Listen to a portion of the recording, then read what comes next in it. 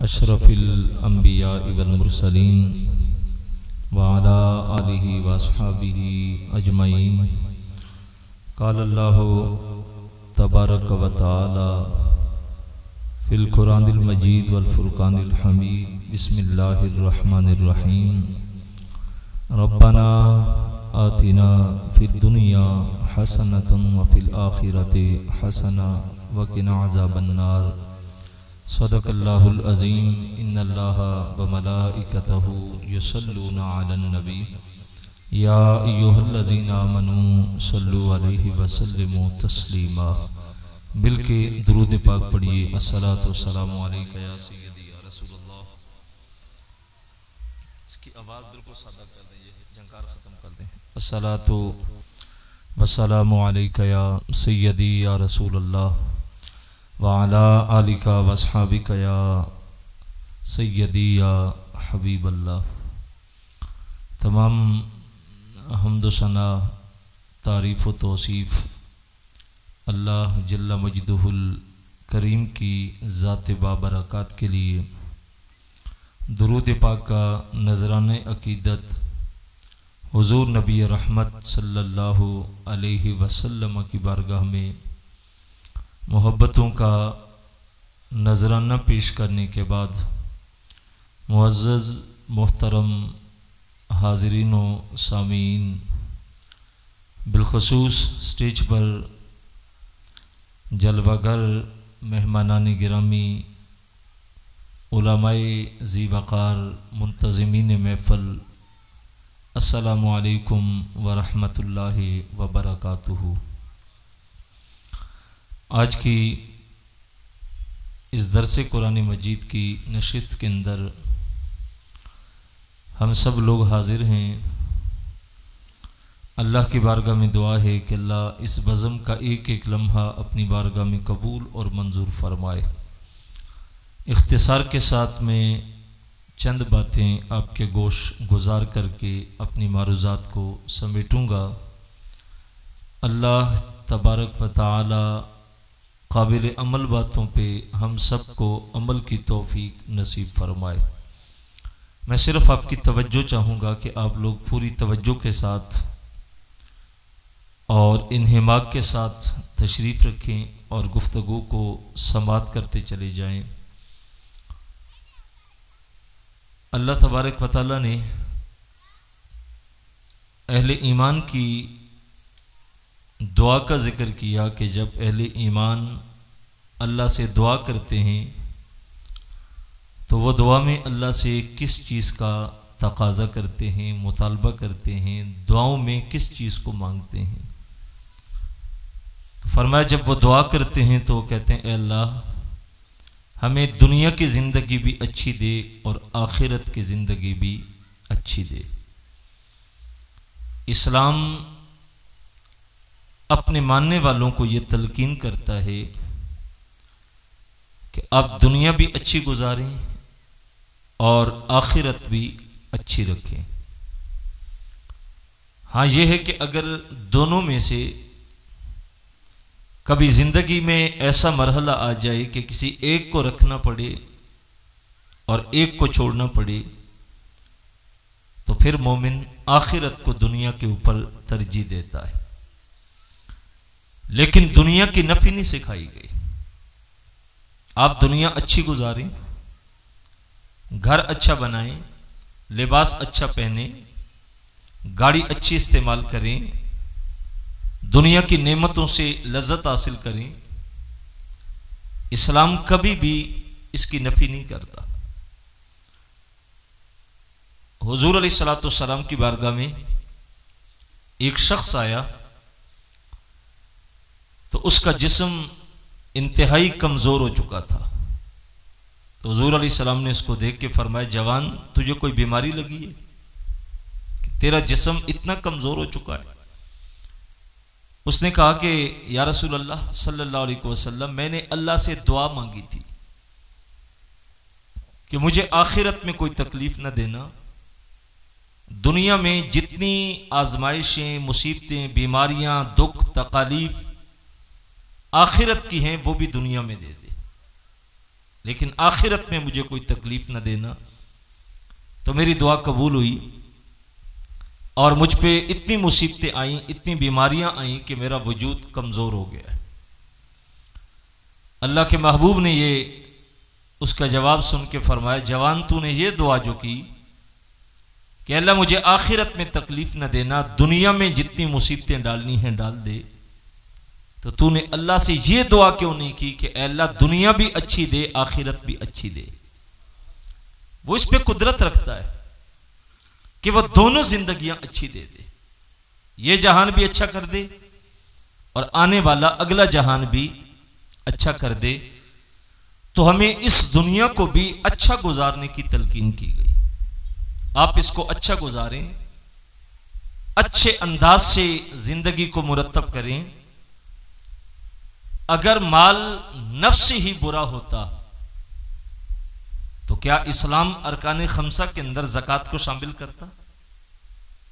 ज़कात किस पे फर्ज होती है? जिसके पास जरूरत से जायद माल हो, नसाब के मुताबिक हो और साल गुजर जाए, उस पे ज़कात फर्ज है। अगर माल रखना ही नाजायज होता, जमा करना ही नाजायज होता, तो क्या उस पे इस्लाम अजर रखता? सदका और खैरात की तलकीन की गई। अल्लाह के रास्ते में सदका करो, खैरात दो, गरीबों को दो, मिस्कीनों को दो, मोहताजों को दो, और उस पर अजर रखा गया। कौन सा माल दिया जाता है? जो आपकी जरूरत से जायद हो। तो फिर उस पर अजर देने का क्या मफहूम हुआ? अगर माल जमा करना बुरा होता, याद रखिएगा, दुनिया की नफी में, दुनिया की मुजम्मत में जितनी भी अहदीस आई है, दुनिया जीफतुन व तालिबुहा किलाब, फरमाया दुनिया मुर्दार और उसके चाहने वाले कुत्ते। दिरमो दीनार के बंदे पे अल्लाह के रसूल ने लानत फरमाई। ये वो दुनिया है जो बंदे को अल्लाह से गाफिल कर दे, अल्लाह से दूर कर दे, हलाल और हराम की तमीज को खत्म कर दे, जायज और नाजायज सारे रास्ते उसके लिए खोल दे। ये वो दुनिया है जिसकी मुजम्मत की गई। जो हलाल जराए से कमाया जाए, वो माल इंसान को नफा देता है, उससे इंसान अल्लाह को राजी करता है। बताइएगा, अगर माल जमा करना बुरा होता तो क्या सिद्दीक़ अकबर सारा माल जब मुस्तफा के कदमों में लाए थे तो उस पर अजर दिया जाता? अगर माल बुरा होता, मालदार बुरे होते, तो क्या उस्मान गनी रज़ी अल्लाह ताला अन्हु को यह मकाम और मर्तबा सखावत पे मिलता? तो दुनिया की नफी उस तरह नहीं है क्या बिल्कुल दुनिया को छोड़ दें, ना लिबास पहने, ना खाना खाएं, ना कोई घर बनाएं। इस दुनिया की नफी नहीं है। बुजुर्ग कहते हैं दुनिया में रहो लेकिन दुनिया तुम्हारे अंदर ना आए। कश्ती पानी में रहे तो कुछ नहीं होता, पानी के अंदर है, सवार भी उसके अंदर है, वो खुद भी तैरती है, दूसरों को भी तैरा रही है। लेकिन जब पानी कश्ती के अंदर आता है तो खुद भी डूबती है और जो ऊपर बैठे होते हैं वो भी डूब जाते हैं। बंदा दुनिया में रहे कुछ नहीं होता, लेकिन जब दुनिया अंदर आ जाती है तो फिर बंदे को डुबो देती है। और ये अंदर आने का क्या मतलब है कि हलाल हराम की तमीज खत्म हो जाए, गरीब के मुंह से भी लुक्मा छीनने लगे, बच्चों के मुंह से भी लुक्मा छीना जाए, यतीमों के मुंह से भी लुक्मा छीना जाए। एक इंच जगह भी पड़ोसी की हो तो दीवार करते वक्त ईंट थोड़ी सी बाहर निकाल ली जाए। यह दुनिया है जिसकी मुजम्मत की गई, जिसकी नफी की गई। वगरना दुनिया अच्छी, फरमाया गया खुशबख्ती की अलामत है कि जिसको अल्लाह तबारक व तआला कुशादा घर अता कर दे, अच्छी बीवी अता कर दे, अच्छी सवारी अता कर दे। मेरे हुजूर फरमाया जिसको तीन चीजें मिले वो समझ ले कि वो खुशबख्त है, ये खुशबख्ती की अलामत है। तो इनकी नफी नहीं है। दुनिया अच्छी गुजारें, मेहनत करें, कमाई करें, कारोबार करें, तिजारत को वुसअत दें, कोई फर्क नहीं पड़ता। अल्लाह के महबूब अलैहिस्सलाम ने इरशाद फरमाया जो सच्चा ताजिर होगा वो कयामत के दिन नबियों की सफों में खड़ा किया जाएगा। अगर दुनिया की नफी होती तो ताजिर को यह मकाम कैसे मिलता? वो तो सारा दिन कारोबार में लगा होता है, वो तो पैसा जमा करता है, कारोबार को वसअत देता है, सदाकत की बुनियाद पे हमें मेहनत करने की तलकीन की गई। आप मेहनत करें। सवाल से इस्लाम ने मना किया है। सवाल ना करें, झोली ना फैलाएं, आप मेहनत करके कमाएं, अल्लाह उस पर अजर देता, हुजूर खुश होते हैं। हुजूर अलैहिस्सलाम की बज़म लगी थी तो एक जवान अच्छा खासा सेहतमंद था, उठ के सवाल किया तो अल्लाह के महबूब अलैहिस्सलाम ने बुला के फरमाया, जवान तू सवाल करता, तेरे पास कुछ नहीं कि तू कमाए और मेहनत करे। उसने कहा, या रसूल अल्लाह मेरे पास कुछ भी नहीं है। हुजूर फरमाया, घर में? उसने कहा, सिर्फ एक चादर है मेरे पास, जिसको लपेटता भी हूं, सोने के लिए भी इस्तेमाल करता हूं। तो अल्लाह के महबूब फरमाया, जा लेके आ। वो घर गया, घर से चादर उठाई, हुजूर की बारगाह में लाया। अल्लाह के महबूब ने पकड़ के सहाबा की तरफ देख के फरमाया, कोई है जिसको खरीदे? एक शख्स ने उठ के अर्ज की, हुजूर 1 दिरहम में मैं खरीद देता हूं। हुजूर फरमाया, और कीमत बढ़ाओ। एक और बंदा उठा, कहा 2 दिरहम में मैं खरीद लेता हूं। हुजूर ने उसको चादर दी, 2 दिरहम दिए। रवायात में आता है, जवान के एक हाथ पे 1 दिरहम रखा, दूसरे हाथ पे दूसरा रखा और फिर हाथ पकड़ के कहा, इस दिरहम से सामान खरीद के घर दे दो खाने पीने का, और दूसरे दिरहम पे हाथ रख के फरमाया, ये दिरहम पकड़ो और जाओ बाजार से कुल्हाड़ा लेके आओ। उसने दिरहम से सामान खरीदा, घर दिया, दूसरे दिरहम से बाजार से कुल्हाड़ा लाया।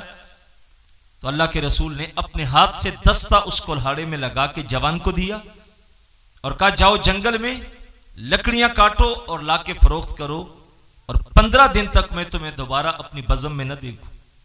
जाके मेहनत करो, कमाई करो। जब 15 दिन पूरे होते हैं तो वो जवान हाथ पे दिरहम 8 या 10 दिरहम कमाए थे, वो लेके आया और अर्ज करता, हुजूर मैंने कपड़े भी खरीदे, घर का सामान भी खरीदा और ये दिरहम मेरे पास बच गए। तो हुजूर ने मुस्कुरा के फरमाया, जवान वो काम ठीक था जो तू कर रहा था, ये ठीक है जो अब कर रहा है। सवाल जो कर रहा था तो उससे बेहतर नहीं कि तू मेहनत करे। इस्लाम मेहनत को की तलकीन करता है, तहसीन करता है जो बंदा मेहनत करके कमाता है। लिहाजा दुनिया की नफी इस तर्ज पे नहीं की गई कि आप कुछ करें ही ना, मांगने वाले बन जाएं, 10 तस्बियां गले में डाल रहे हैं, 2, 4, 5 किस्मों के लंबे लंबे कुर्ते डाल लें और आप जो हैं वो बस दुकानों पे मांगते फिरें कि मैं तो फकीर होता हूं, मैं तो दरवेश होता हूं। इस्लाम ऐसी कोई फकीरी, ऐसी कोई दरवेशी नहीं सिखाता कि इंसान अच्छा खासा सेहतमंद होने के बावजूद सारा दिन लोगों के सामने हाथ फैलाता रहे और सवाल करता रहे। अल्लाह के महबूब फरमाया कि लेने वाला हाथ ना रखो बल्कि देने वाला हाथ रखो। सवाल ना करो, किसी पे बोझ ना बनो। आप मेहनत करके खुद भी खाओ और दूसरों के लिए भी सहारा बनो। जो बेवा है, जो मिस्कीन है, जो मोहताज है, अच्छा खासा बंदा हो और वह सवाल कर रहा हो, तो इस्लाम इसकी नफी करता है। बाकी दुनिया अच्छी गुजारने की तलकीन की गई। आप लिबास अच्छा पहने, आप घर अच्छा बनाएं, लेकिन दुनिया के साथ साथ हमें इस बात की तलकीन की गई कि आप सिर्फ दुनिया को ही बेहतर करते सारी जिंदगी ना गुजारते कि बस सारी मेहनत इसलिए करें। किसी को कहें भाई नमाज नहीं पढ़ते, बस जी क्या करें, फिर बच्चों के लिए कमाना होता है, ये भी तो इबादत है भाई, ये भी इबादत है, लेकिन ये ही इबादत नहीं है कि आप सिर्फ इसी तरफ हो गए, बाकी सारा दीन आपने तर्क कर दिया। आप ये भी करें और आप साथ साथ जो दीन के दीगर मामलात हैं आप उनको भी हासिल करें। एक दुनिया है, एक आखिरत है। आज मैं और आप इस बज़म में बैठ के अपने गिरेबान में झांकें कि हम इस वक्त कहां खड़े, हम दुनिया को कितना वक्त देते हैं और दीन को कितना वक्त देते हैं, दुनिया के लिए कितनी मेहनत कर रहे हैं और आखिरत के लिए कितनी मेहनत कर रहे हैं। याद रखिएगा, यह सब कुछ होने के बावजूद आप दुनिया अच्छी कर लें, आप मकान अच्छा बना लें, आप लिबास अच्छा पहन लें, आप गाड़ियां अच्छी रख लें, आप सहूलतें सारी जमा कर लें, लेकिन अगर आपकी आखिरत उजड़ गई तो इस दुनिया का भी कोई फायदा नहीं है। असल वो जहान है जहां हमने जाना है। बल्कि कुरान ने कहा ना कि बल तो सिरून अल हयात दुनिया वल आखिरत खैरुम व अबका, फरमाया तुम दुनिया की जिंदगी को तरजीह देते हो जबकि आखिरत दुनिया से बेहतर भी है और दायमी भी है। ये तो खत्म होने वाली है, इसने खत्म हो जाना। 1000 साल भी जिंदगी मिले तो अंजाम क्या होगा? मौत। आप सेहतमंद हैं, आप जवान हैं, आप ताकतवर हैं, आप खूबरू हैं, तो क्या समझते हैं कि ताकतवर को मौत नहीं आती? आप क्या समझते हैं कि जवान को कभी मौत नहीं आती? आप क्या समझते हैं कि जो सेहतमंद हो, जिसको डॉक्टर कहें जनाब आपको तो मसला ही कोई नहीं, क्या उसको मौत नहीं आती? क्या मरना सिर्फ बीमारों के लिए है? मरना सिर्फ लाइलाज होने वालों के लिए है? मौत क्या बूढ़ों को आती है? साहिब नहीं। दुनिया को भी अच्छा करें, लेकिन यह मुहासबा जरूर करें कि हम जो कुछ कर रहे हैं दुनिया को कितना वक्त देते हैं और अपनी आखिरत को कितना वक्त देते हैं। अच्छा, यहां पढ़ाई हो रही है, पढ़ें, अच्छा पढ़ें, क्या होगा? अच्छा पढ़ेंगे तो रिटायरमेंट के बाद जो जिंदगी बचती है वो कितनी होती है? 18 साल, 15 साल, 12 साल, 20 साल। अब उस 20 साल जिंदगी को जो मुस्तकबिल समझ रहा है और उसके लिए तालीम भी, दौड़ भी, मुलाजमत भी कि मुस्तकबिल अच्छा हो जाए, लेकिन यह मुस्तकबिल कोई नहीं। हो सकता है कि रिटायरमेंट लेने से पहले मौत आ जाए, ऐसा होता है। जो कुछ बचा है वो किसका है? आपको तो लोग उस मकान में एक रात भी रहने नहीं देंगे। मौत वाक़ होती है तो उस वक्त रिश्तेदार जमा होके कहते हैं जल्दी बताएं जनाजे का टाइम कौन सा रखना है। हमने रात के 1 बजे, 2 बजे, 12 बजे, 10 बजे जनाजे होते देखे।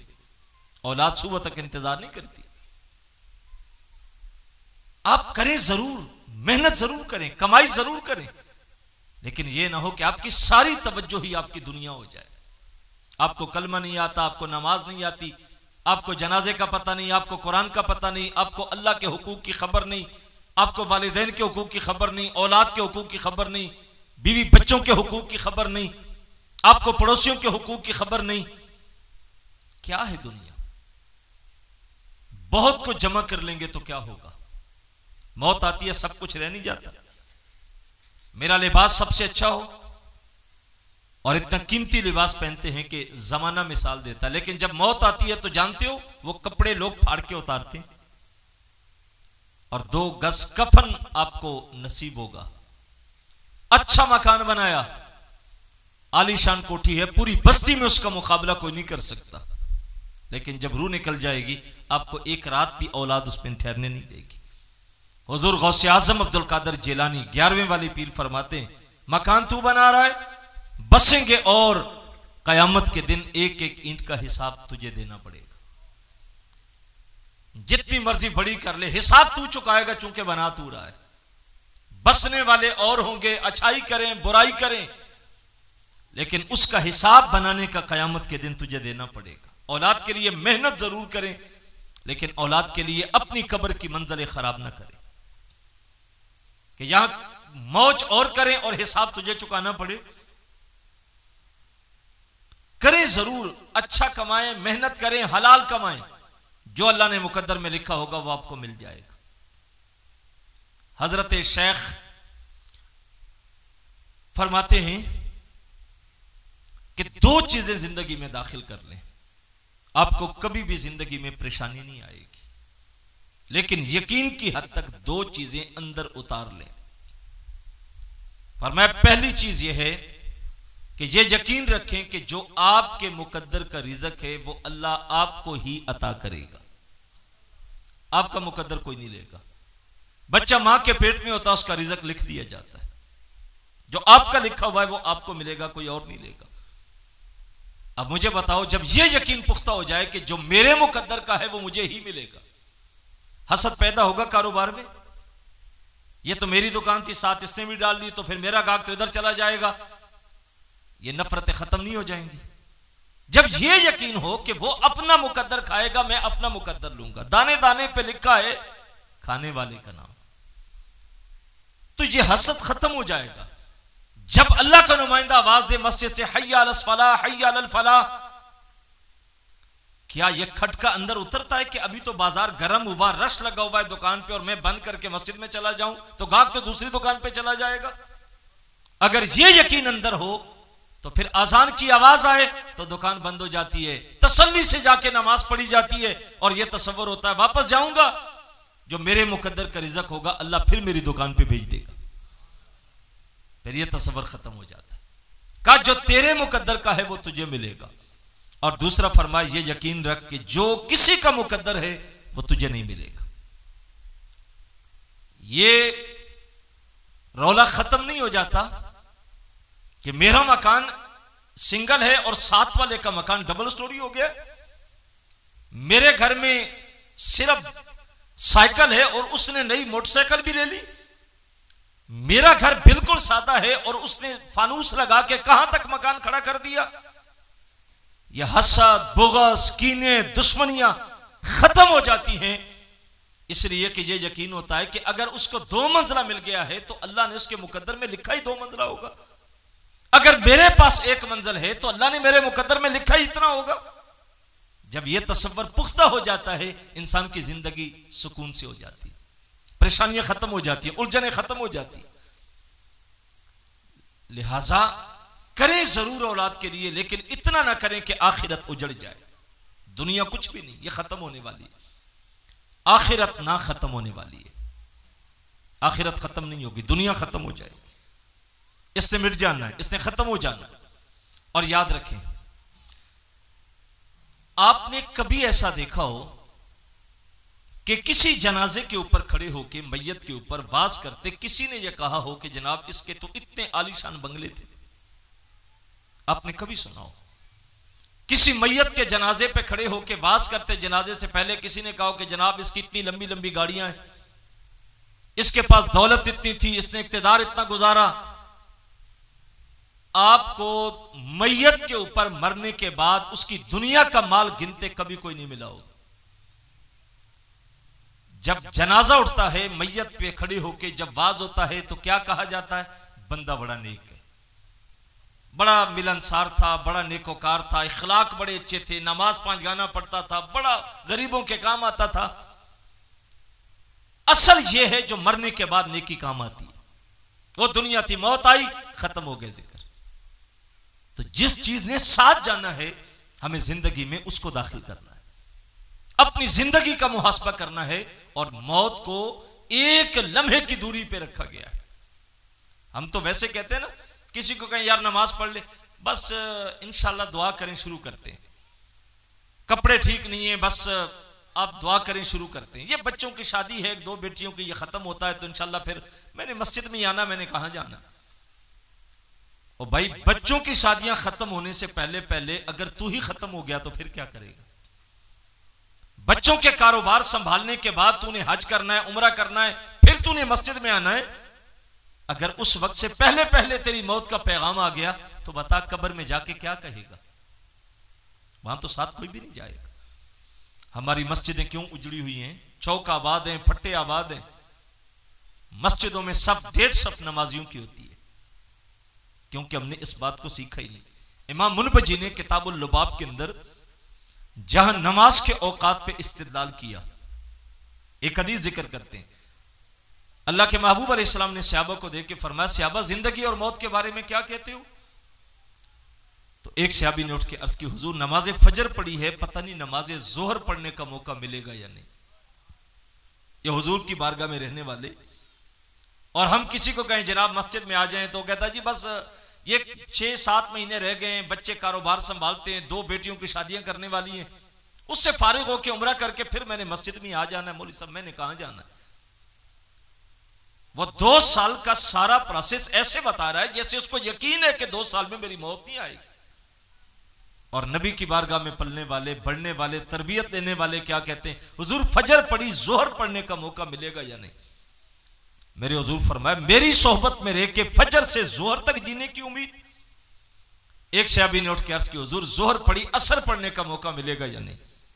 फरमाया यह भी लंबी उम्मीद है। तीसरे ने उठ के अर्ज की, हुजूर असर पढ़ी, मगरिब पढ़ने का मौका मिलेगा या नहीं? फरमाया यह भी लंबी उम्मीद है। एक ने अर्ज की, हुजूर 1 रकत पढ़ी, दूसरी रकत पढ़ने का मौका मिलेगा या नहीं? मेरे और आपके आका मौला सल्लल्लाहु अलैहि वसल्लम फरमाया, तुम्हारे मुंह की बातें, फजर से जोहर, जोहर से असर, असर से मगरिब, 1 रकत से दूसरी रकत, फरमाया मुझसे पूछो कि मैं मोहम्मद क्या कहता हूं। सहाबा ने कहा हुजूर इरशाद फरमाइए, सुनिए जरा। मेरे और आपके आका मौला सल्लल्लाहु अलैहि वसल्लम ने फरमाया, मैं ये सोचता हूं एक तरफ सलाम फेरा है, दूसरी तरफ सलाम फेरने का मौका मिलेगा या नहीं मिलेगा। मौत इस कदर इंसान के करीब है। हमारे कुछ लोग होते हैं जिनके मौत की खबर आए तो हम यकीन नहीं करते, कैसे हो गया, अभी कल मिला था ठीक था, अभी रात को बात हुई फोन पे बिल्कुल सलामत था, शाम को मुलाकात हुई ठीक था, और सुबह उठे तो कैसे हो गई। ओ भाई वो कादिर मुतलक है, वो जैसे चाहता है वैसे कर देता है। ये कोई लाजिम है कि बीमारी आए तो मौत आएगी, बढ़ापा आए तो मौत आएगी। क्या हमने जिंदगी में जवानों के उठते जनाजे नहीं देखे? वो जो दोस्तों के साथ चल रहा था कि बताओ यार शादी आ रही है, वलीमे में कैसा लिबास पहनूंगा, बारात पे कैसा पहनूंगा, आप जरा पसंद करके दें, सिलाई कहां से करवाऊं। हमने वो सिले हुए कपड़े बहनों को भाइयों के जनाजों पे डालते देखा। जिन घरों में शहनाइयां बज रही थी उन घरों से रोने की आवाजें सुनिए। जिनमें शादियों की तैयारियां थी वहां से उठते हुए जनाजे हमने देखे। लिहाजा इस मुगालते में कोई ना रहे कि बढ़ापा आएगा तो मैं अपने आप को ठीक कर लूंगा। अभी आज कल नहीं, आज से नहीं, अभी से अपने आप को दुरुस्त करें, अल्लाह की तरफ अपने आप को बढ़ाएं। आखिरत की मंजिलें हमारा इंतजार कर रही है, वो आखिरत हमारे सामने है और इस दुनिया से एक झटका लगने की देर है और हमने मुंतकिल होकर अगले जहान में कदम रख देना है। एक दुनिया और एक आखिरत, लेकिन आखिरत का सारा मदार इस दुनिया पे रखा गया है। अमल से बनती है जिंदगी, जन्नत भी जहन्नम भी। ये खाकी अपनी फितरत में न नूरी है न नारी है। ये जो खाकी वजूद है ये फितरतन आग के लिए नहीं बना, फितरतन जन्नत के लिए नहीं बना। जैसा अमल करेंगे अमल के बाद अगला जहान उसी तरह तुम्हारे सामने होगा। लिहाजा इस दुनिया को बार बार देखें, सुबह से लेकर शाम तक हम क्या करते हैं। कितनों के गिरेबान नोचे, कितनों की इज्जतों पे हाथ डाला, कहां कहां भटकते रहे, अल्लाह की हुदूद को कहां कहां पामाल किया, कितने मकामात पे शरीयत के कवानीन को हमने धज्जियां उड़ाई। मैं भी अपना मुहासबा करूं और आप भी अपना मुहासबा करें। शाम की चादर तनी है, किसी को इल्म नहीं कि सुबह का चढ़ता सूरज कौन देखेगा। रात को सोने वाले काफले मौत की आगोश में उतर जाते हैं। अपने अंदर देखिए, यह मत देखिएगा फलां क्या कर रहा है। हमारे मुआशरे की एक बड़ी अजीब रीत है। आप यहां बैठ के कहें ना कि यार लोग आजकल झूठ बड़ा बोलते हैं। हर बंदे की स्क्रीन पे 10 लोगों के नाम आते हैं, हाँ हाँ फलां भी बोलता, फलां भी बोलता, फलां भी बोलता है। आप कहें जी आजकल तो मिलावट बहुत है, 2 नंबर कारोबार बहुत है। हर बंदे की स्क्रीन पे 10 लोगों के नाम आएंगे, फलां भी मिलावट करता, फलां भी करता, फलां भी करता है। आप नाम लेते चले जाएं तो हर बंदे के पास 2-2, 4-4 ऐसे नाम होते हैं। हाँ ये गुनाह ये फलां करता है, ये गुनाह फलां करता है। लेकिन हमने कभी जिक्र सुन के अपने अंदर झांक के नहीं देखा कि ये गुनाह कहीं मेरे अंदर तो मौजूद नहीं, कहीं मैं तो नहीं। या अय्युहल्लज़ीना आमनू अलैकुम अनफुसकुम, अल्लाह फरमा रहा ईमान वालों सबसे पहले अपनी फिक्र करो। हमसे कयाम कब्र में जाके, हशर में जाके ये नहीं पूछा जाएगा कि गुनाह कौन कौन करता था। हमसे ये पूछा जाएगा बता तूने क्या किया था। जो नहीं पूछा जाना हमने सारी जिंदगी उस पर लगा दी। लोगों की टो में लगे रहते हैं, लोगों को कंगालते रहते हैं, लोगों को नाप तोल करते रहते हैं और अपना वजन कभी किया ही नहीं, अपने अंदर कभी उतरे ही नहीं। साहेब अपनी आखिरत की फिक्र करें, अपने आप को देखें। आज जवान है तो कल को बढ़ापा भी आएगा। सुबह का चढ़ता सूरज देखा है, सुबह निकलता है, निस्फ नहार पे आके इतना चमकता है कि उसकी तरफ देखे तो आंखें चुंधला जाती, लेकिन असर के बाद वही सूरज जर्द होके डूब जाता है। ये रोज चढ़ता सूरज कहानी सुनाता, बंदे तू दुनिया में आया था, जवानी में आके खूब चमकेगा, लेकिन फिर बढ़ापे में जर्द होके तूने कब्र की वादी में उतर जाना है। इतनी तेरी कहानी है और इतनी तेरी जिंदगी है। अब सोच ले कि तूने क्या करना है। बचपन में आए तो खिलौनों में गुजर गए, घर में मां बाप खिलौना पकड़ा देते, सारा दिन खेलते रहते। लेकिन जब दौड़ने की उम्र आई, साइकिल चलाने की उम्र में आए, तो अब कोई खिलौना दे दे तो हम कहते हैं भला इसको मैंने क्या करना है, अब तो मुझे साइकिल दो ना। अब पिछली हकीकत खुली खत्म हो गई। सारा दिन धूप में साइकिल चलाई। फिर जब थोड़ा सा और आगे बढ़ गया तो अब क्रिकेट का शौक हुआ, गुल्ली डंडे का शौक बना। अब वो कहता मुझे बैट गेंद ला के दो, और सारा दिन दोपहर को भी ग्राउंड में खेलता। कड़कती धूप है, सख्त पसीना है, और वो मौज से खेल रहा है। अब उसको कहो जनाब ये साइकिल ले लें जरा, आप भी चला लें। वो कहता पागल हूं मैं साइकिल चलाऊं? उसे कहे ना कि जनाब 2-4 साल पीछे की कहानी है, सारा दिन साइकिल पे घूमता था। वो कहता मुझे उस वक्त समझ नहीं थी। जूं जूं आगे बढ़ते गए पिछली हकीकत खुलती चली गई। जवानी में गया, लिबास का, फैशन का, कपड़ों का, जूतों का शौक चढ़ा। अब उसको कहो कड़कती दोपहर है यार जरा आना, यहां कुछ 6 गेंदे तो करवा दो। कहता मेरा दिमाग खराब है, कड़कती दोपहर को गेंद करवाऊं? अब उसको याद करवा, 2 साल पीछे की कहानी है, सारा दिन धूप में खेलता था। कहता मुझे उस वक्त समझ नहीं थी। अब कपड़ा ले लो, जूता ले लो, सिलाई कहां से करवानी है, कटिंग कहां से करवानी है, जूता कैसा पहनना है, लिबास कहां से खरीदना है। घर वाले ले भी आए तो ये बिगड़ जाता, तुम्हें नहीं पता ऐसा कलर मैं नहीं पहनता, सिलाई में वहां से करवाता हूं। जब शादी हो गई, बच्चे आ गए, फिर अंदाज बदला। का यार पैसे जोड़ने चाहिए, जगह ले लो, घर बना लो, बच्चों के लिए सोच लो। अब बच्चे कपड़ा लेके आए, अब्बा जी कौन सा कपड़ा पहनोगे? कहता पुत्र जो मर्जी ले आओ। सिलाई कहां से करवाओगे? पुत्र जहां से मर्जी करवा दो। अगली कदम रखा तो पिछले की हकीकत खुल गई। इसी तरह जब मौत का झटका लगता है और कब्र में उतरते हैं तो दुनिया की हकीकत खुलती है कि यह दुनिया तो सिर्फ धोखे का घर था। मैं सब कुछ समझता रहा, यह कुछ भी नहीं था। असल तो अब कहानी खुली है जब वो आके उठा के बैठा के पूछते हैं मन रब्बों का, बता तेरा रब कौन है? हमें तो सवाल बताए गए ना कि कब्र में उतरोगे तो 3 सवाल होंगे, मन रब्बों का, मादीनों का, मन नबियों का, या मा कुंता तकुलु फी हक़्क़ि हाज़र रजुल। पूछा जाएगा बता तेरा रब कौन है। क्या मतलब है कि मौलवी साहब से सुन लिया था अल्लाह रब्बी 2 जुमले लफ्ज़ है, मैंने याद कर लिया, रट्टा लगा लिया, बता दूंगा। और मेरे भाई रट्टे से बात नहीं बनेगी। जैसा अमल किया होगा उसके मुताबिक जुबान पे जवाब जारी होगा। क्या जिंदगी अमल ने साबित किया है कि हमारा कोई खालिक मौजूद है? हमें पैदा किसने किया, तख्लीक किसने किया?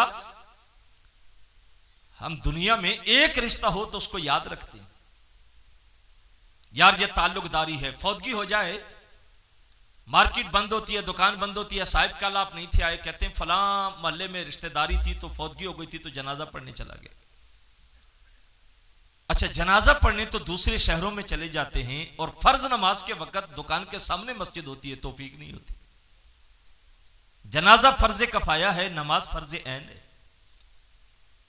यह अगला दुखड़ा है कि जो जनाजा पढ़ने जाते हैं कितनों को पढ़ना आता है, कितनों को नहीं आता। अगर 10 सफ़े जनाजे में हो, बमुश्किल 2 सफ़े होती हैं जिनको जनाजा पढ़ना आता होता है, 8 सफ़े वो होती हैं जिनको पढ़ने ही नहीं आता, और वो मरने वालों को भी धोखा दे रहे होते हैं। फिर कहते हैं हुक्मरान बड़े जालिम आए। वो जालिम आए, हम कौन से हैं? हम भी तो अपने आप को देखें ना। जो कौम मरने वालों से भी धोखा करे और जनाजा नहीं आ रहा फिर सफ़े बांध के खड़ा है, उस कौम पे अल्लाह की रहमतें कहां से उतरेंगी? वो हज्जाज ने कहा था, उसे कहा गया कि हज्जाज बिन यूसुफ को कि तूने उमर का जमाना देखा, जुल्म क्यों करता है, उमर की तरह अदल क्यों नहीं करता? उसने 2 लफ्जी जवाब दे के कहा था, तुम अबू जर बन जाओ, मैं उमर बन जाऊंगा। अल्लाह जो उमर जैसे हुक्मरान भेजता है उनकी रियाया भी तो अबू जर गफारी जैसी होती है। मांगते उमर का जानशीन है और अपने गिरेबान में कभी झांका नहीं कि मैं खुद कहां खड़ा हूं। फ्रॉड हम कर रहे हैं, धोखा हम दे रहे हैं, झूठ हम बोल रहे हैं। कौन सा गुनाह है जो हमारे अंदर मौजूद नहीं है? अपने को देखें। जिंदगी गुजर गई यार, एक रिश्ते का लिहाज करके जनाजा पढ़ने वहां चला गया, बेटी का रिश्ता दिया, बेटे का रिश्ता दिया, कारोबारी लेन देन, सारे रिश्ते याद हैं। आजान के बाद कभी सोचा है रब से भी कोई रिश्ता है? या अय्युहल इंसान मा गर्रक बिरब्बिकल करीम अल्लज़ी खलक़क फसव्वाक फअदलक फी अय्यि सूरतिन मा शाअ रक्कबक। अल्लाह फरमा रहा है तुम्हें नहीं याद, मैं याद करवाता हूं तुम्हारे मेरे दरमियान कितने रिश्ते। या अय्युहल इंसान मा गर्रक बिरब्बिकल करीम, करीम रब से गाफिल हो गया। अल्लज़ी खलक़क फसव्वाक फअदलक। अल्लाह फरमा रहा जरा गौर करना, तुझे तख्लीक किसने किया? एक जमाना गुजरा था ना, हल अता अलल इंसान हीनुम मिनद दहर लम यकुन शैअन मज़कूरा। अल्लाह फरमा रहा है जो चौड़ी छाती करके चल रहा है ना, इस पे एक जमाना गुजरा था कि इसका दुनिया में जिक्र ही नहीं था कि इंसान भी कहीं है। फिर बाप की सुल्ब से मां के रहम में आया, फिर हमने तुझे कैसे तख्लीक किया, फिर दुनिया में आया तो कितना कमजोर था, उठने के काबिल तू नहीं, बैठने के काबिल तू नहीं, चलने के काबिल तू नहीं, भूख लगती तो रोना पड़ता, 2 घूंट मांगने की तौफीक भी नहीं थी। बता फिर तेरी कमजोर टांगों में ताकत किसने रखी? तूने चलना सीखा, कभी गिरता, कभी उठता, कभी उंगली थामता, कभी चारपाई का सहारा लेता। बता जरा, अगर मां के दिल में तेरे लिए मोहब्बत न रखते और सारा दिन गंदगी में लुथड़ा रहता, क्या तेरे वजूद में कीड़े न पड़ जाते? जरा गौर तो कर। और आज तू दुनिया में आके भूल गया, आईने के सामने खड़ा हो गया, अपने आप को देखा, अपनी चौड़ी छाती को देखा, और जब निकला तो यूं चला जैसे तेरे जैसा तो मोहल्ले में है ही कोई नहीं। अल्लाह कह रहा, बता तुझे एतदाल तवाज़न किसने दिया? एक टांग तेरी 2 इंच छोटी कर देते, बता तू चलते कैसा लगता? एक हाथ लंबा होता, दूसरा हाथ छोटा कर देते, तू कैसा लगता? एक आंख मोटी होती, दूसरी आंख थोड़ी सी छोटी हो जाती, जरा तसव्वुर तो करना, मुआशरे में तू कैसा लगता? अच्छा जिस्म भी ठीक बनाते, दिमागी तवाज़न ढीला कर देते, क्या तेरी पुश्त पे कपड़े पे तेरा एड्रेस लिखा ना होता, गली नंबर फलां, मकान नंबर फलां? बता तू कैसा लगता? अल्लाह कह रहा, बंदे दुनिया में आके तू मुझे भूल गया कि तेरा कोई खालिक भी। जुल्म तू करता है, गिरबान तू नोचता है, डाके तू डालता है, फ्रॉड तू करता है, धोखे तू देता है, इज्जतें तू लूटता है, शराबो कबाब में तू गुम होता है, भूल गया कि तेरा कोई खालिक भी है। रब कह रहा, चल पिछले जहान को भूल गया, लेकिन याद रख एक दिन फिर मौत का झटका लगेगा, फिर तू मेरे हुजूर आएगा। अब तेरे बच्चे भी चले गए, तेरे दोस्त भी चले गए, तेरे रिश्तेदार भी चले गए, अब बता जिंदगी कैसे गुजार के आया? अब फिर तू मेरे सुपुर्द हो गया है।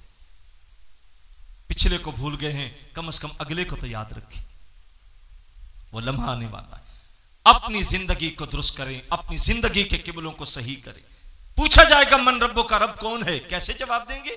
हमने अमल से साबित नहीं किया कि मेरा कोई खालिक भी है।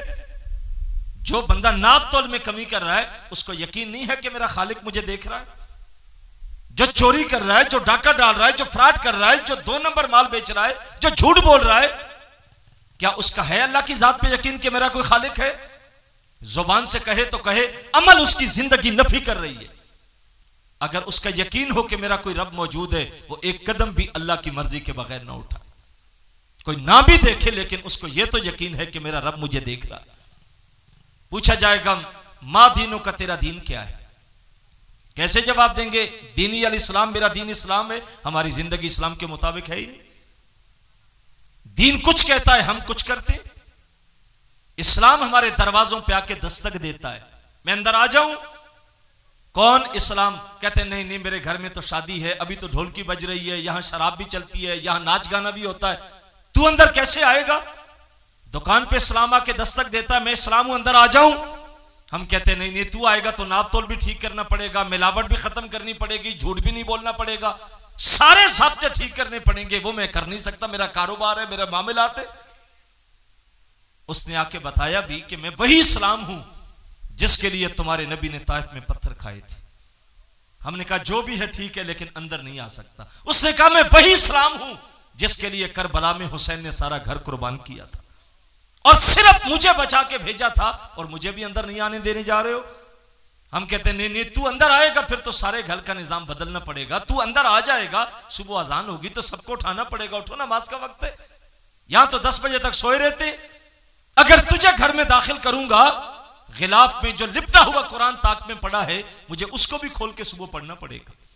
अगर तुझे अंदर दाखिल कर लूंगा तो बेटी बहन के सर पे दुपट्टा भी रखना पड़ेगा, जवानों के अंदाज भी संवरने पड़ेंगे, और ये हम कर नहीं सकते। उसने कहा यार अजीब लोगो, तुम तो सालाना महफिलें भी करवाते हो, तुम फंड भी जमा करते हो, तुम अंजुमन आशिकाने मुस्तफा भी हो, तुम्हारे घर की दहलीज पे रबीउल अव्वल में झंडा भी बड़ा लगा होता है, सुना है तुम देगे भी बनाते हो, सुना है तुम न्याज भी पकाते हो, सुना है सारा दिन जुलूस भी तुम निकालते हो, सुना है आशिक रसूल भी मुआशरे में तुम सबसे बड़े हो। अरे तुम कैसे आशिक हो कि इस्लाम जिसको हुजूर ने पत्थर खा के परवान चढ़ाया, मुझे ही अंदर नहीं आने देने जा रहे हो? वो कहते नहीं नहीं, तू ठीक कह रहा है, लेकिन हमारे घर में तेरे लिए जगह नहीं है। वो दूसरे दरवाजे पे जाके दस्तक देता, अंदर आ जाऊं इस्लाम हूं। वो कहते नहीं यहां जगह नहीं है तेरे लिए। वो कहता सुना है कि मुहर्रम में सबीलें तुम बड़ी लगाते हो, हुसैन के नाम के अलम भी बुलंद करते हो, और मुझे अंदर आने की इजाजत नहीं। कहा जो मर्जी कह ले, लेकिन तेरे लिए हमारे घर में जगह नहीं। बताओ कब्र में जाके कैसे बताएंगे कि दीन अल इस्लाम, मेरा दीन इस्लाम है। साहिबो वैसे दिल को तसल्ली दे दे, ओ जी अल्हम्दुलिल्लाह सारी जिंदगी हुजूर की मोहब्बत में गुजरी, ये अलग बात है। याद रखिएगा, एक है अपना अपना अंदाज, अपने ज़ाब्ते, ये भी दीन है, ये भी दीन है, ये भी मोहब्बत है, ये भी मोहब्बत है, और एक वो मोहब्बत है जो हमें शरीयत इस्लामिया ने दी है। कबूल वो मोहब्बत होगी, वो ज़ाब्ते होंगे जो इस्लाम देता। मैं एक ही मिसाल आपके सामने रख के गुफ्तगू को समेटते, वक्त चूंकि मुकम्मल हो चुका है। हुजूर अलैहिस्सलाम तशरीफ फरमाए, हजरत अब्दुल्ला बिन रवाहा रदी अल्लाह ताला अन्हु को हुजूर ने बुलाया। शब जुमा थी, जुमेरात की रात। चंद सहाबा को जमा करके हुजूर फरमाया, अब्दुल्ला बिन रवाहा इनको लेके फजर पढ़ के फला मुहाज पे चले जाना। अर्ज की हुजूर ठीक है। सुबह हुई तो जुमा था। अब्दुल्ला बिन रवाहा ने नमाज फजर पढ़ के दूसरों को जमा करके कहा, भाई तुम सवारियां लो और निकलो, मेरे पास तेज रफ्तार सवारी है, तो मैं सुबह निकलूंगा और जुमा पढ़ के हुजूर के साथ ज़ियारत भी करूंगा, जुमा भी पढ़ूंगा, वाज भी सुनूंगा, और तेज रफ्तारी से आऊंगा और तुम्हारे साथ शामिल हो जाऊंगा। बाकी लोग फजर पढ़ के निकल गए। मेरे हुजूर जुमे का खुतबा देने तशरीफ फरमा हुए तो सामने देखा अब्दुल्ला बिन रवाहा बैठा था। नमाज जुमा खत्म हुआ, नमाज खत्म हुई तो हुजूर ने देख के फरमाया, इब्ने रवाहा तू गया नहीं? अर्ज की हुजूर बाकी लोग चले गए तो मैंने सोचा कि जुमा पढ़ लूं, ज़ियारत कर लूं, बात सुन लूं, फिर तेज रफ्तार सवारी है तो भाग के जाऊंगा, उनके साथ शामिल हो जाऊंगा। सुनो हुजूर का जवाब, मेरे और आपके आका मौला फरमाया, अब्दुल्ला बिन रवाहा तू जितना मर्जी तेजी के साथ जाए, जो अजर अल्लाह उनको अता करेगा वो तुझे नहीं मिलेगा। उन्होंने मेरे हुक्म को माना है, तूने अपने ज़ौक़ को माना है। एक ज़ौक़ बना लिया अपना कि ये दीन है बस, और जो इस्लाम कह रहा है, जो शरीयत में सुन्नत में मौजूद है, उसको जिंदगी में दाखिल ही नहीं किया। हमें अपने अंदाजों से निकलना पड़ेगा, अपना मिजाज इस्लाम के मिजाज में ढालना पड़ेगा। इदारतुल मुस्तफ़ा अल्हम्दुलिल्लाह गली गली नगर नगर इसी पैगाम को आम कर रही है। मैं आपसे यह कह देता कि आप हाथ खड़े कर लें, आप नीचे कर लें, जन्नत में जाना है तो जोर से सुभान अल्लाह कहें, हुजूर की मोहब्बत है तो सीने से आवाज आए, ये वो ज़ाब्ते हैं जो मौलवी ने नात खान ने खुद वज़ा की हो। ये हो सकता है भला कि हाथ खड़ा करे बंदा और जन्नत में चला जाए? जन्नत इतनी सस्ती है। अम हसिबतुम अन तदखुलुल जन्नह, अल्लाह फरमा रहा गुमान करते हो कि यूं ही जन्नत में चले जाओगे? आपने जोर से सुभान अल्लाह कहा और आप मदीने पहुंच गए, कैसे हो सकता है? यह सिर्फ नात खां का, खतीब का, नकीब का ज़ौक़ हो सकता है, शरीयत का मिजाज ये नहीं। क्या आप इशा की नमाज भी नहीं पढ़ के आए और महफिल में आके बैठ गए और फजर भी नहीं पढ़नी और हाथ खड़ा करके आप जन्नत में पहुंच गए? कैसे पहुंच गए? कैसे जाएंगे? साहिब कुछ कड़वा सच होता है जिसको मानना पड़ता है। अंदाजे जिंदगी को बदलो। अपने मामलात पे बार बार मैं भी देखूं और आप भी देखें, एक दिन मौत का झटका लगने की देर है, कब्र में उतरेंगे, हशर के दिन अल्लाह का सामना करना पड़ेगा। कब्र में जाके यक तन्हा उतर के जवाब देना पड़ेगा, कोई साथ नहीं उतरेगा। आज अपने आप को दुरुस्त करें। इदारतुल मुस्तफ़ा इसी फिक्र की तरफ दावत दे रहा है। यहां पे जवानों ने अल्हम्दुलिल्लाह दर्स कुरान की बुनियाद रखी और उनकी मेहनतें, उनकी लगन, उनकी नीयतों का खुलूस आपके इस इज्तिमा से नजर आ रहा है। और अगर आप लोग भी उनके साथ इस दावत में शामिल हो जाते तो यकीनन आइंदा जब दर्स आएगा तो शायद कि इतनी तादाद के लिए हमें और जगह का इंतजाम करना पड़े। हर बंदा दाई बने। कुंतुम खैरा उम्मतिन उखरिजत लिन्नास तामुरूना बिल मारूफ व तनहौना अनिल मुनकर व तुमिनूना बिल्लाह। यह सुन्नत का खासा है कि यह दावत देती है, नेकी की तरफ बुलाती है, बदी से मना करती है। यह हर बंदा कर सकता है। जो बाप है वो सोचे कि मैं अकेला आया हूं, मेरे बच्चे दर्स में आज नहीं आए, आइंदा दर्स पे जब आऊंगा तो अपने बच्चों को साथ लेके आऊंगा। जो भाई है वो सोचे कि मैं आया, मेरे भाई रह गए, अगले दर्स पे साथ लेके आऊंगा। जो मेरे साथ हर वक्त जुड़े होते हैं और दो कदम भी अकेला नहीं चलता, मेरे वो साथी दर्स कुरान पे नहीं आए, आइंदा मैं उनको भी साथ लेके आऊंगा। नमाज का वक्त हो तो सोचा करे मैं जा रहा हूं और मेरे बेटे घर में मौजूद हैं, तो क्या ये इनके ऊपर नमाज फर्ज नहीं है? मेरे दोस्त हैं, मेरे भाई हैं, मेरे कोलीग हैं, मेरे साथ दुकानदार हैं। हर बंदा जब मेहनत इस अंदाज से करेगा फिर सारे अंदाज बदलेंगे, मस्जिदें भी आबाद होंगी। और दीन इस वक्त जिस मकाम पे खड़ा है, मगरबी तूफान जो आ रहा है, उसमें तो हमारा जिम्मा और भी बढ़ता है कि हम अपने आप को दीन रसूल के लिए वक्फ कर दे। इकबाल ने कहा था कि मुसलमान को मुसलमान कर दिया तूफान मगरब ने। इकबाल ने कहा था एक वक्त आएगा कि मगरब से ऐसा तूफान आएगा कि मुसलमान रद्द अमल के तौर पे अपने इस्लाम पे डट जाएंगे। और हम अगर अब भी इस्लाम पे डट नहीं सकते तो फिर हमें सोचना है कि मगरबी ताकतें कहां खड़ी हैं। हमारा नबी अब भी ताइफ के बाजारों में, मगरबी दुनिया के हाथों में अब भी पत्थर है। लिहाजा में आगे बढ़ना है। इदारतुल मुस्तफा का यही पैगाम है। जवानों तुम्हें दावत दूंगा, अपनी जिंदगी को बामकसद बनाएं, अपनी जिंदगी की सलाहियतों को किसी के खाते में डालें ताकि कब्र हशर में जाएं तो हुजूर आगे बढ़ के इस्तिकबाल करें। वो जिंदगी मेरे दीन के लिए कुर्बान करके आया है, एक एक लम्हा मेरे दीन के लिए वक्फ करके आया था। अल्लाह की बारगाह में दुआ है अल्लाह इस बज़म का एक एक लम्हा अपनी बारगाह में कबूल और मंजूर फरमाए। वमा अलैया इल्लल बलाग। आमीन। अल्लाहुम्मा सल्लि अला सय्यिदिना व मौलाना मुहम्मदिन मादनिल जुदी वल करम व आलिहि व अस्हाबी व बारिक वसल्लिम। अल्लाहुम्मा रब्बना आतिना फिद दुनिया हसना व फिल आखिरति हसना व किना अज़ाबन नार। या अल्लाह एक एक लम्हा इस महफिल को अपनी बारगाह में कबूल फरमा। जो कहा सुना गया मेरे मालिक उस पर हमें अमल की तौफीक अता फरमा। या अल्लाह दीन दुनिया की बरकतें सबका मुकद्दर फरमा। जो जो दुआएं आरजुएं तमन्नाएं लबों पे दिलों में अपने हबीब के सदके पूरी फरमा। या अल्लाह जितने दोस्त अहबाब बूढ़े बच्चे जवान आए सबको बरकतों से माला माल फरमा। या अल्लाह हमें आखिरत की फिक्र नसीब फरमा। बिलखसूस जिन साथियों ने आज के दरसे कुरान में दामे दिल में सुखने कदम हिस्सा लिया, अल्लाह उनको बरकतों से माला माल फरमा, उनकी जवानियों को बेदाग फरमा। वसल्लल्लाहु तआला अला हबीबी मुहम्मदिन व आलिहि व अस्हाबी अजमाइन बिरहमतिका या अरहम।